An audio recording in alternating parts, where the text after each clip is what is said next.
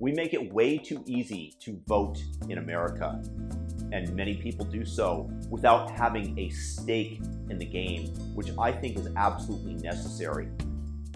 Just take, for example, the fact that they want to give illegal aliens, people that aren't even in the country legally, the right to vote in many of the leftist jurisdictions. Let me give you a comparison. I was in Kuala Lumpur, Malaysia, with my newly pregnant wife in 2016, and there was a massive government protest. And I was curious, I'm that type of guy, I want to get involved. They wanted a foreigner in to join them to show support.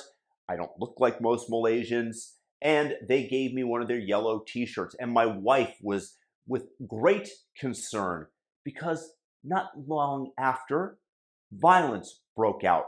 I had absolutely no business joining in the march. I could have been pulled over and targeted by security forces. What are you doing here? Would be the question. You don't have a stake in the game. Are you an outside agitator? And I could understand, in retrospect, why they might ask me this. Similarly, you need a stake. That means illegal aliens, gone. You cannot vote even in local elections. You don't have a stake. I think that you should have to pay taxes in order to vote, or be a member of the military. There has to be some line which you have to overcome to demonstrate that you're going to vote in the best interest, not only of yourself, but of your community, of your state, of your country.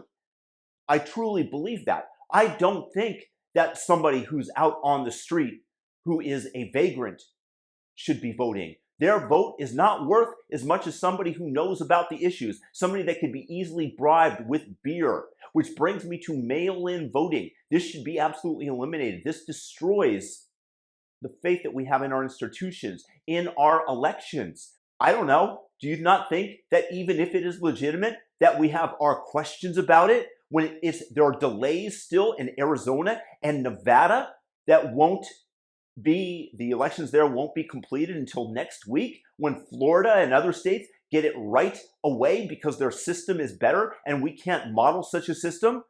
And mail-in votes have a big, outsized weight on the election because you're able to ballot harvest, because people that wouldn't be able to vote, that wouldn't want to vote, can so easily cast it. And again, it becomes, do you really want what's best? Do you really have an idea? And if you're a leftist and you want to vote in socialism and you know about the issues and you pay some taxes, of course, most of them don't. They're grifting off the government. They're getting government handouts. But for the 1 in a million that does, go ahead, cast your ballot. You are entitled to in a free republic, which is what we are. We're not a democracy, we're a republic.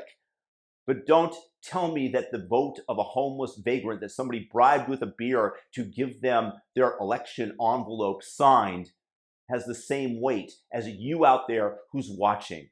Don't tell me that somebody that doesn't pay taxes, that is just living off of the system, vote should be equal to somebody that spends an immense amount of time trying to understand the issues, or pays property taxes and wants their children to go to a good school and thus wants school choice rather than what's crammed down their throats by the Democrats at the interest of the teachers' unions. And for all those people that say, we want as many people to vote as possible, okay, that's the steelman argument. Why?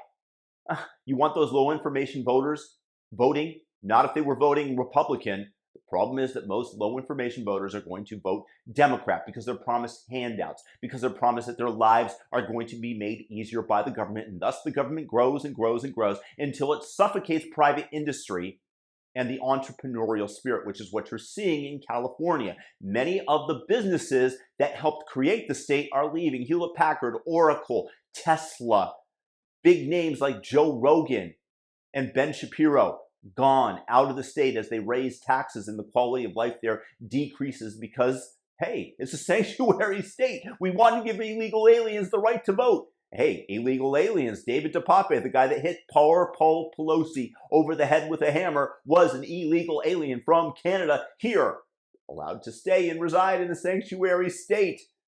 Look what poor Paul paid the price for. Illegal aliens. Look, I had no business participating in the Malaysian protest that I did. It was stupid of me. It could have led to great harm. And illegal aliens and people with no stake in the system have no business voting in America.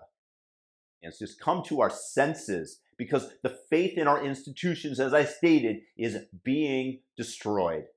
And my guess is, for many people, if you listen to Yuri Bezmenov, the old KGB agent from his lecture in the 1980s, that is completely intentional in a subversion of our system. Let's rectify that.